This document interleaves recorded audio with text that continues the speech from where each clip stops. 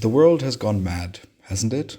My name is Dario Hasenstab. I'm here with Balder Hagritz, and we are back with the Western Bubble podcast.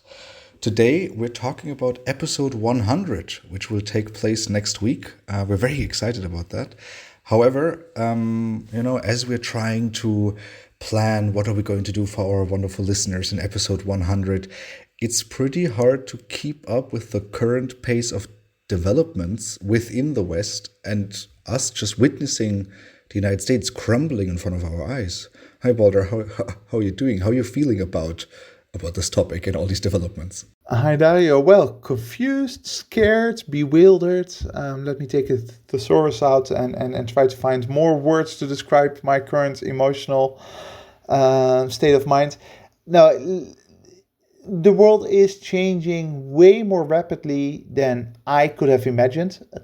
The 2025 was going to be an interesting year because of the Trump administration coming in, but the way that you see institutions crumbling in front of our eyes is intellectually fascinating and emotionally difficult to deal with, because it does mean that we're looking at the end of the era of Western liberal democracy. I don't think it's an overstatement. And it also means that our conversation about episode number 100 will be one about how our podcast has changed over time, because we started out mostly focusing on Western policy, typically bad foreign policy towards the rest of the world, how the West is arrogant, neo-colonial, those kinds of things. But now more and more our conversations in this podcast are about the internal weakness and incompetence and inability of Western countries to manage their own affairs and to keep themselves from sliding down this very dark slope. And so I assume that today that will be also part of the conversation. It most definitely will, and that's the really worrying part for me, is that you are currently worried and surprised by the pace of developments, because isn't your generation the one that's currently supposed to have everything under control so that us, the youth, can develop, and rebel a little bit right now? It is, hello, is anyone thinking about our generation? We can't rebel right now, because how could you rebel in these times? Who would you rebel against? It's almost like the young generation has to be the reasonable one and say, okay, everyone, I know you're throwing a tantrum right now, but let's breathe. Let's go think about our emotions. I mean, what's happening? Yeah, that was, by the way, the most German "allo" that I've ever heard in my life. But I think that's a very fair point. So one of the issues that I noticed as a professor is that typically when something horrible happens, like war between Russia and Ukraine, or the violence in Gaza, or anything like that, I, as a professor, take a step back and feel less concerned about the events than my students, because this is the first time they observe this kind of event and they panic about it. They think that this might be incredibly important from a historical perspective rather than simply from a human well-being perspective. And typically my role is then to calm everything down. But right now it's the opposite. Right now I'm looking at events in the United States and to a lesser extent in Europe. And I am the one who is much more concerned than my students about what we're observing, because we are actually observing the hard work of hundreds of years of institution building basically collapsing. There is no significant movement stopping the events that are unfolding in Washington and in European capitals at the moment. And that is very, very scary to me. And it's almost feels that I have to convince your generation that this is something to be taken seriously. Well, I can't speak for my peers. I can only speak for the ones around me, and I don't know. There's a lot of concern. I mean, you kind of said that you're feeling a little bit worried, right? I just feel a little like my chest feels very heavy, right? If I really take a moment and think about everything that's happening in the world right now. Right? Not just the typical bad events that we have, right? Like, I mean, there are these moments, as you mentioned, like the violence in Gaza, where if you think about it, if you read about it, you watch about it, you just feel very sad, and you feel like, why is this happening? But witnessing what we're currently experiencing right now is on a different level because I can comprehend how bad the implications of this will be long term. And there's nothing I can do about it, right? I feel even more helpless than maybe usually, right? But at least with war, you've already, right? This is not my first war, unfortunately, I have to say, right? The first one I experienced. So you're already used to the desperation you feel. But with this slow and now faster decay of institutions, of things that I've been taught, almost brainwashed, right, of how important they are to the functioning of our system, that makes me feel very heavy, but not in that sad way that I feel about war, but just heavy and yeah, empty. Yeah. Yeah, and I think that's exactly the issue here. That so if you are Palestinian and you look at the past year and a half, that was an accelerated dynamic of something that had been going on for decades, namely the systematic loss of your country, the systematic, or at least of your lands, the systematic loss of any hope for a Palestinian state, and that becomes something existential for you. But from a global humanity perspective, it doesn't really alter radically the course of history, right? The course of history doesn't change depending on what happens in Gaza. For Palestinians, it does, but not for someone living in Beijing, not for someone living in Nairobi, or someone living in Los Angeles. Um, what we are seeing right now is not just a existential problem for Western countries, because it is, in the terms of who we are, who we're going to be in the future, but it's also an existential change for the rest of humanity, because the West still has this power, both intellectual as well as geopolitical, that its collapse is actually going to affect everyone, right? It is something that everyone is going to notice in some way or other. And that gives this real sense of anxiety. Like, it's not just that was brought up thinking that we were all going to live in a liberal democracy forever, and that might very well now not be the case, and that my son might grow up in a completely different governance system. That is one observation, but another observation is that the whole of humanity will now take a different path because of this. China, India, sub-Saharan Africa will have to behave differently at a global level now that this decline of the West has become so accelerated and so evident. Looking back at the last 100 episodes, I mean, our first episode was published on July 7th, 2022. It's been an intense, interesting, fun 2.5 years.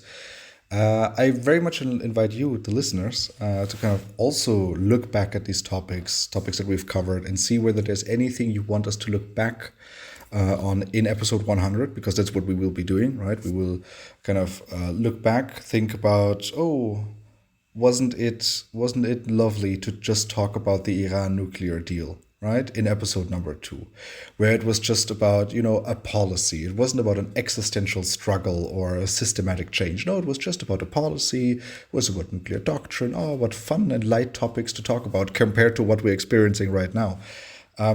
So yeah, I very much invite you, all the listeners, to kind of look back at some of the episodes, send us an email to thewesternbubble@gmail.com, and let us know kind of your thoughts of the last 100 episodes and how times have changed. Because Balder, as you said, right? I mean, in the beginning, we very much focused on the outside. We've talked about the war in Ukraine, right? Terrorism, the Iran nuclear deal, right? We talked about China and Taiwan, aid and development, human rights, right? And in the last few episodes, we've been talking about, the elections in the United States, the outcome of this now, Trump's foreign policy as the leader, immigration in the West, right?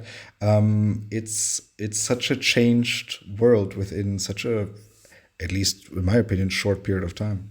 Given that we will look back in episode 100, but we also want to look forward, one of the questions I have, Balder, for you, but also for the listeners, is, do we even want to talk about the United States anymore? Like, do we want to, because either is it a lost cause, or is it too much and nobody wants to talk about it anymore? Do we no longer need to talk about it, or should we talk about it even more now that this is happening? I would say the latter. The United States has always been the more interesting version of the Western bubble than Europe, in the sense that Europe has been around for much longer, has been in many ways less successful over the past 250 years than the United States, right? Peak liberal democracy surely came from the United States at some point. Let's say, I don't know, the 1990s or the 1970s. Depends a little bit on what you value. And the downfall of the United States is also more extreme. So basically, the United States is a perfect case of where Western liberal democracy went wrong and was ever improving, how they overcame a lot of their institutional problems at the beginning, how they grew to become the first largest superpower in the world, and now how within a space of arguably 25 years, if you start from 9/11, they are falling down that hill and tumbling into a unknown future, but certainly not into a future liberal democratic system. And so talking about the United States is indirectly talking about the whole Western bubble and about liberal democracy more generally.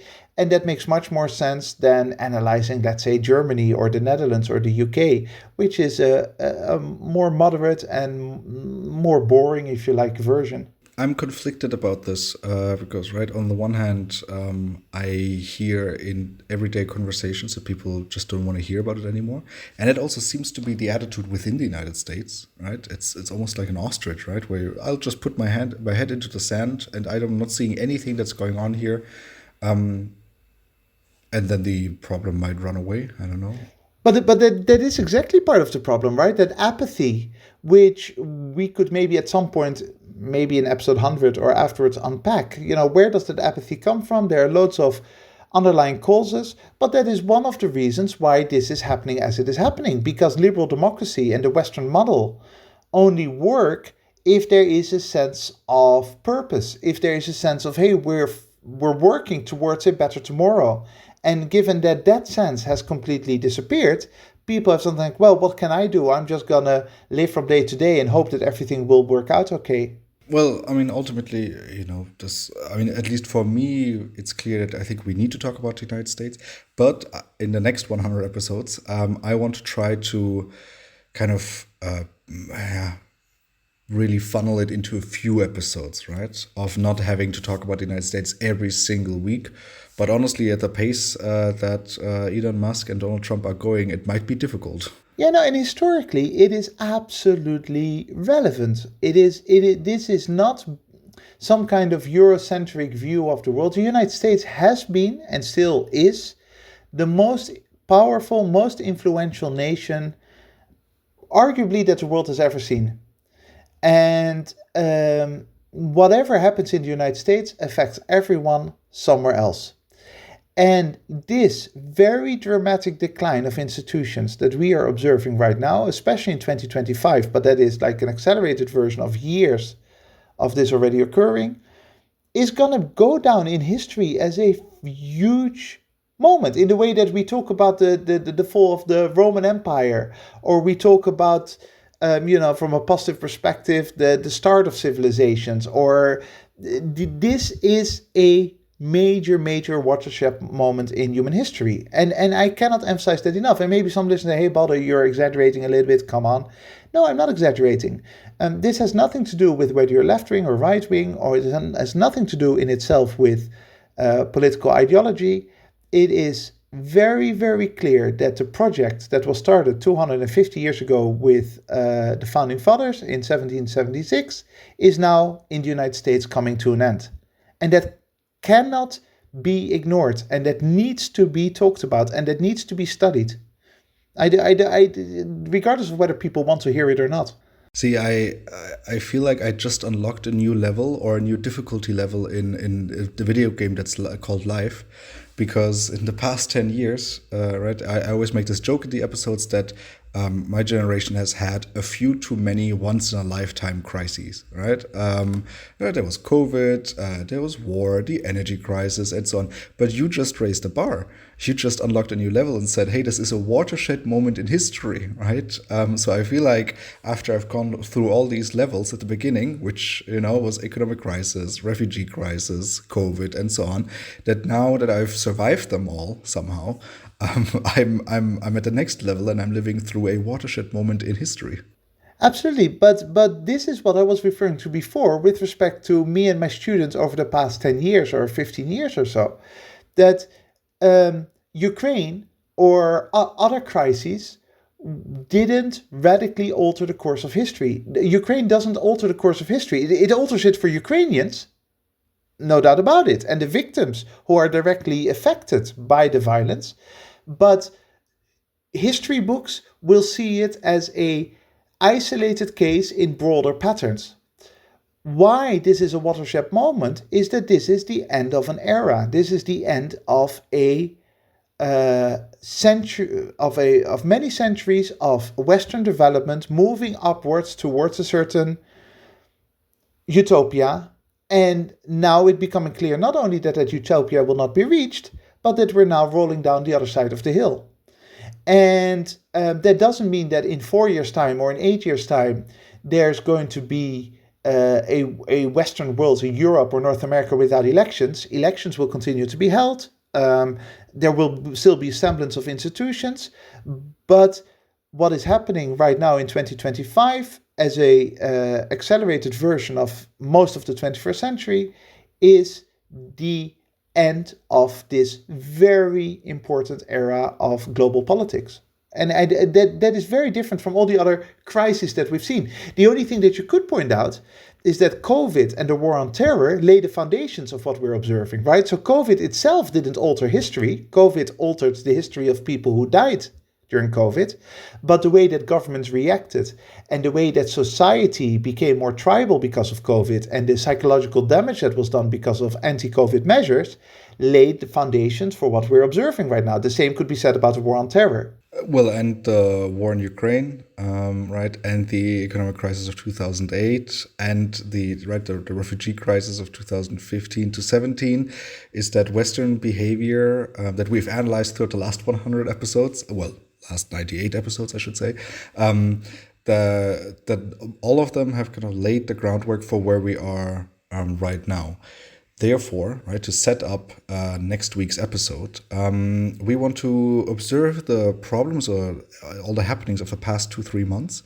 And then next week, we hope to kind of provide some guidance on how to deal with this and hopefully some positivity as well.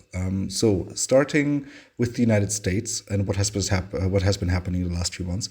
Boulder, you should be very happy, actually, as far as I'm concerned, right? I paid attention in class when I was your student. I paid attention to this podcast. Elon Musk and Donald Trump have completely defunded basically USAID, right? The United States Agency for International Development. So you must be celebrating right now because, again, I mean, we've talked about this in the episode and in class, that aid and development is not a good thing. Actually, I didn't know that you were going to raise this point, but I'm very happy that you did, because this is a perfect example of what I'm talking about. Anyone who knows me a little bit knows that I am deeply, deeply critical of aid programs in general. I've been part of it for the first 5-6 years of my career, and then I ran away screaming because of what I saw around me. And arguably USAID or USAID, if depending on how you want to pronounce it, has been a major target of my criticism. There is a lot wrong with the way that foreign aid occurs, and specifically how the United States goes about foreign aid. But that's exactly the point. This is not about my perspectives on that. It's about good governance. And in no universe, despite my inherent dislike, my intuitive dislike for US aid, in no rational analysis could you argue that just from one day to the other, defunding such an important government agency, it leads to good results, it leads to good outcomes. If I were somehow a top advisor in the White House, I may make the case that we need to slowly start transition away from US aid. But to say from one day to the other, that's it, bye-bye, is causing way more damage to the US position worldwide, as well as to the people who are directly affected. People all of a sudden without financing, without jobs, without, in some cases, livelihood. then you will actually benefit from any of this. So that's exactly, I'm delighted. You can see that I've got a big smile on my face that you use this example, because that is exactly what we're talking about here. This is not about ideology. This is not about who I like and who I dislike. I dislike US aid, but I believe more in the importance of institutions. And it is terrible, terrible management of institutions to just go, okay, we shut you down. Bye bye. That's it. That is not how a well-functioning system is supposed to work. Well, for the listeners who didn't know your stance on development aid before, right? You can listen to that episode, obviously on the podcast here. It's episode 9 for everyone who's interested, and basically the criticisms of us, actually. I mean, I've been heavily influenced by you there. So of you on the aid development sector. Sorry, but before you move on, then we should probably point out to our listeners that if this is episode 9, this was when we were still experimenting a little bit with our podcast, and so certain, stylistic and content inadequacies should be forgiven, right? I think that we've become smoother over time, and it's important for our listeners to remember that. I think we have become very smooth in the meantime. Just as smooth as this transition. So moving on from defunding a whole US agency. Who was that person? It was Elon Musk and his lackeys. And that's the next development, right? I think we have to focus on from the past 2 months, and we need to look at next week, is the fact that a person who wasn't elected, right, who, if anything, bought himself into that team with approximately $300 million US, that he, right, the richest man in the world, now gets to decide or have a lot of influence within the United States government of what to cut and what to keep. And he's doing it exactly the same way he did it at Twitter 2 years ago. Yeah, and the fact that you point out that he's the richest man in the world is not something to be underestimated. There is a reason why good governance requires a limitation to power. Basically, you don't want too much power in the hands of too few people, because that leads to inherent corruption. But even if it doesn't lead to corruption, at a very minimum, it causes ineffective policymaking, because there is no counterbalance. This is exactly why liberal democracy, as set up by the founding fathers, is all about balance. It's all about moderate progress, right? Sometimes people think that democracy is about majority rule. In many ways, it's about protection of minorities. The majority chooses a government, and then that government is severely limited in what it can do in order not to have the tyranny of the masses. And now, with that completely collapsing and the richest person in the world having this almost unfettered access to decision making within the White House, to information flows within government agencies, is creating a deeply, deeply destructive, toxic dynamic within the liberal framework and institutional framework that has carried the United States through these centuries. That is something that people seem to be desperately underestimating, right? It's not about whether you like Elon Musk or not. It's not about whether Elon Musk has some good ideas or not. It's not about corruption within government institutions. It's about basic foundational principles of, here you've got a state, that state needs to be respected, and on top of that, a government can tweak that state a little bit. Currently, Elon Musk and the White House are not tweaking the state. They're not moving a little bit left or right. They're taking a sledgehammer and they're completely collapsing it. Yeah. Yeah. It's a heavy topic today, and maybe the media in the United States and the U.S. Democrats are feeling exactly the same way I am feeling right now. A little bit just exhausted by all of this, because we're not really hearing anything from them. I'm hello, I'm missing again. There's a second hello today, right? It really shows you how desperate I am.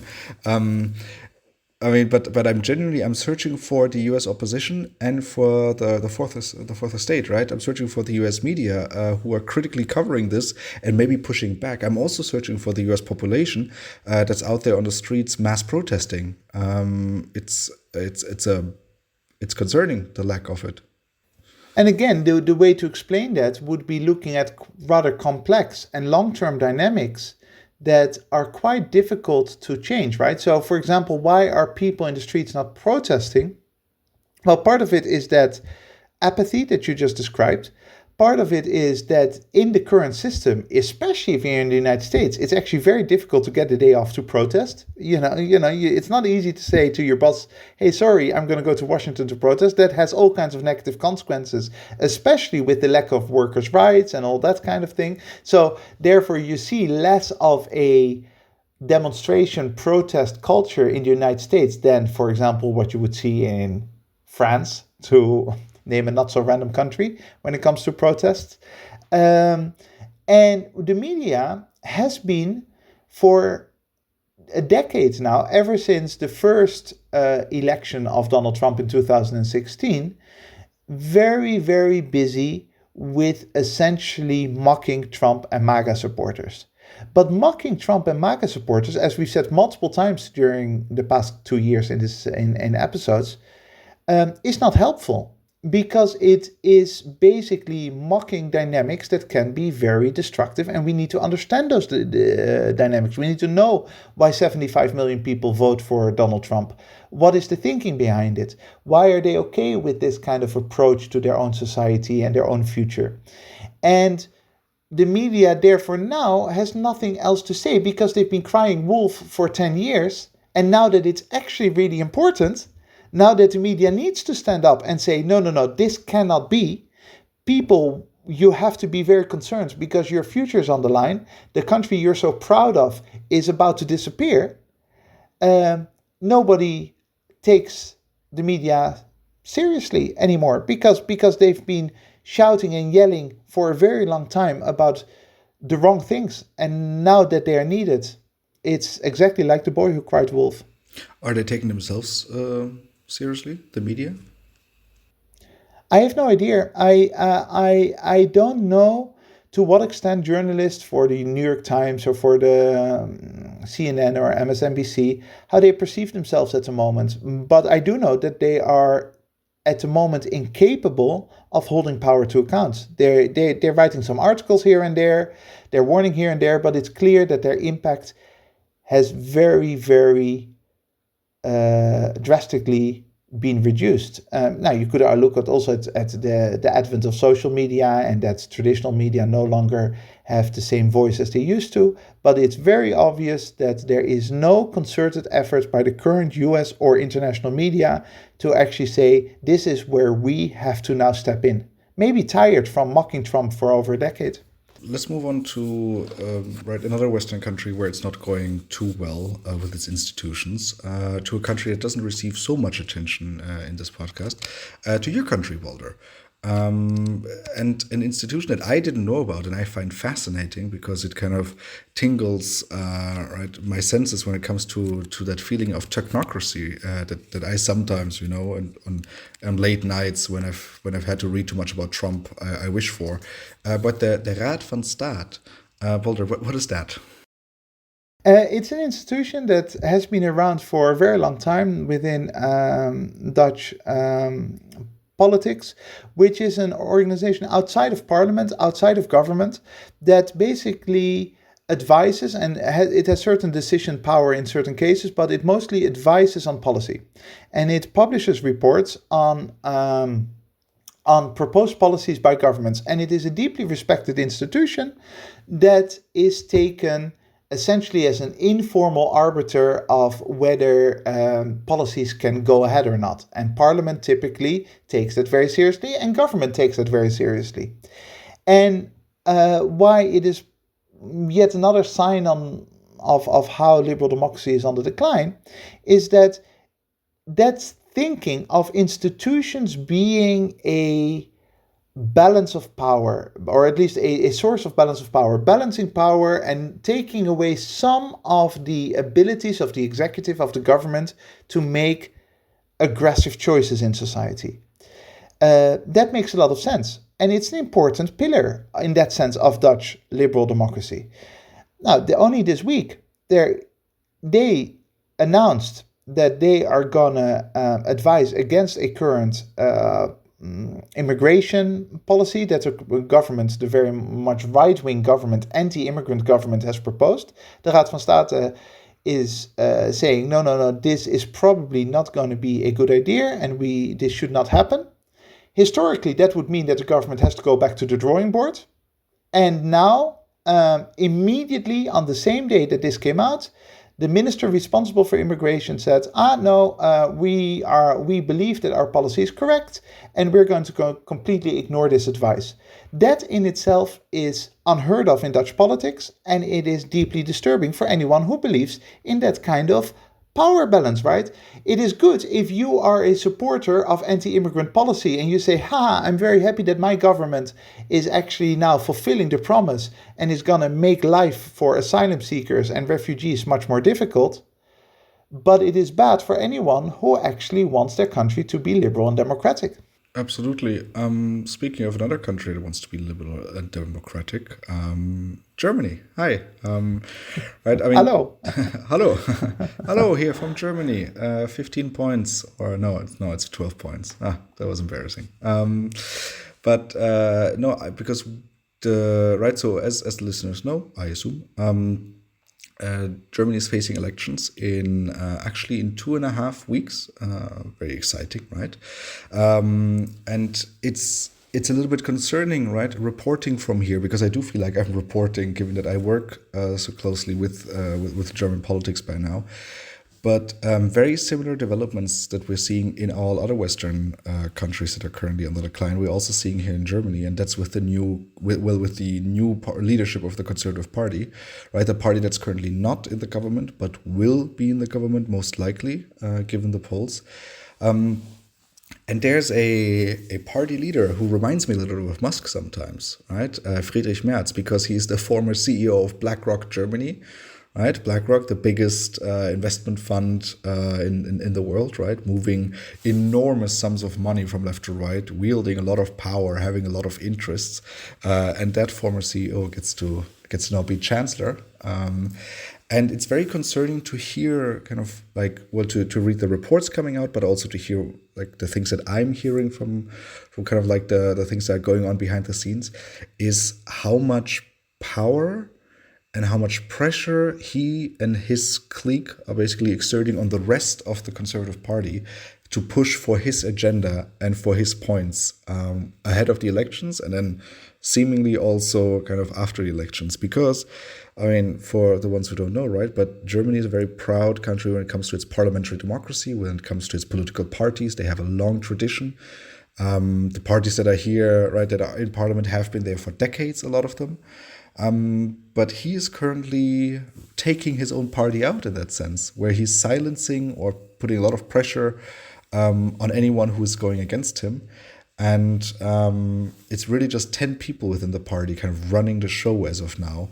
And this went so far that your good friend Angela Merkel even had to come out the other day and say, I do not agree with how he's running this party. I do not agree with the direction his party is heading, and I'm very concerned, right? And that's one of those other like little symptoms within the Western bubble where you just see that, right, those strong institutions of liberal Western democracy that we always value so much, that we talk about so much, that they're slowly but surely being hollowed out, right? It's slowly but surely, to advance their own agenda, to advance their own agenda a little bit quicker, without as much problems, without having to take on compromises, right? That's a very concerning development that I'm seeing here. And the worst thing is, the population, right, is hearing about this as well.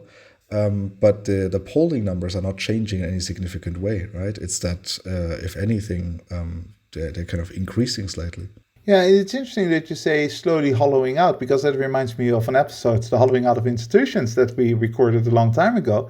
But this is the problem, right? It's no longer slow, because what you're describing is something that's also visible, for example, in the United Kingdom with the Starmer government, and arguably the Tories as well, doing exactly the same thing. Basically no longer interested in intellectual debate within their parties. They're only looking for how do we consolidate power and how do we manage to push through a very specific agenda that we believe is the right one. Now, and some people might say, isn't that what political parties are supposed to do? Well, yes, but always on the basis of our political party is the political top of a government and a country and a state that is more important than any ideological perspective, right? So I might have a right-wing or left-wing perspective, but my perspective needs to be secondary to the well-being of the state, to the well-being of intellectual conversations, to the well-being of how my country is run from an institutional perspective. And that is now being completely thrown out of the window. It's all about power. It's all about your tribe winning. And the idea that there is a responsibility beyond winning, that there's a responsibility beyond your political tribe, well organized by those 10 people you mentioned, is completely absent from current day thinking, right? It's that BlackRock mentality of, no, it's just about controlling dynamics. It's not about anything else anymore. It's not about complex conversations about what kind of world we want. It's not about listening to others and being convinced by good arguments. It's about setting the agenda, executing that agenda, and moving on. And that is, I would argue, almost automatically the end of any well-functioning liberal system, because a liberal system requires the opposite. It requires space and time to listen to each other and to argue with each other and to have these intellectual clashes and to be okay with sometimes losing a political fight, because that is what happens in a well-functioning democracy. And then the last thing, and this is an element that we have talked about for 99 episodes now, is the lack of intellectual thinking in the Western world, right? It's, I mean, again, here in this case study in Germany, it's only about, okay, how can I advance my own agenda quicker? In the Netherlands, it's about, these intellectuals who have been giving me advice for the past hundreds of years, let me just ignore them. And in the United States is Elon Musk in charge, and he's not an intellectual, right? So that's one of those, things that we just see, well, so evidently the last 2-3 months, but we've been really seeing for the last 99 episodes. Again, liberal democracy is a deeply intellectual project at its core. It requires a understanding of the fundamentals of enlightenment. It requires an understanding of the nature of humanity, the fact that it is not simply about political or economic power, but that it is also about broad societal well-being. Hey, we're all trying to get along in this country or in this region, and let's start by being nice to each other, and based on that, we're going to have deep conversations about what kind of society we want to create, what the importance is of power balance. This is why you see the founding fathers in the 18th century, the founding fathers of the United States, having these enormous intellectual exchanges, letters being written back and forth, debates being held, in order, what is it that makes society prosperous and a tool to enhance the well-being of its citizens? That is a deeply, deeply intellectual exercise. And in 2025, just look at Merz, look at Starmer in the UK, look at Musk in the United States. There is no interest and there's no space for that intellectual conversation. It is all about power and your agenda being pushed through. It is honestly a very, very sad sight to behold, and it's especially problematic because there is no clear solution to it, right? It is the consequence of decades of 21st century mismanagement of society, and it's a consequence of technological and other societal changes that make the electorate and the broad population not capable of assessing this properly. This seems like a great moment to end today's conversation on the 99th episode and ahead of our 100th episode next week. If you have any questions, comments, or you heard a mistake that we've made throughout the episode, or you want to tell us something ahead of next week's episode, please make sure to send us an email to thewesternbubble@gmail.com. We will try to incorporate them into our following episodes. Thank you very much to the listeners for joining us today. Make sure to join us again next week when we burst the Western bubble. That is it from my side. Balder, which closing quote did you pick for us today? Well, given that we just finished on the question of intellectualism in Western society, it seems apt to quote a bit of German existentialism or nihilism, if you like. specifically the great Friedrich Nietzsche, who said, "Hope in reality is the worst of all evils, because it belongs to torments of men."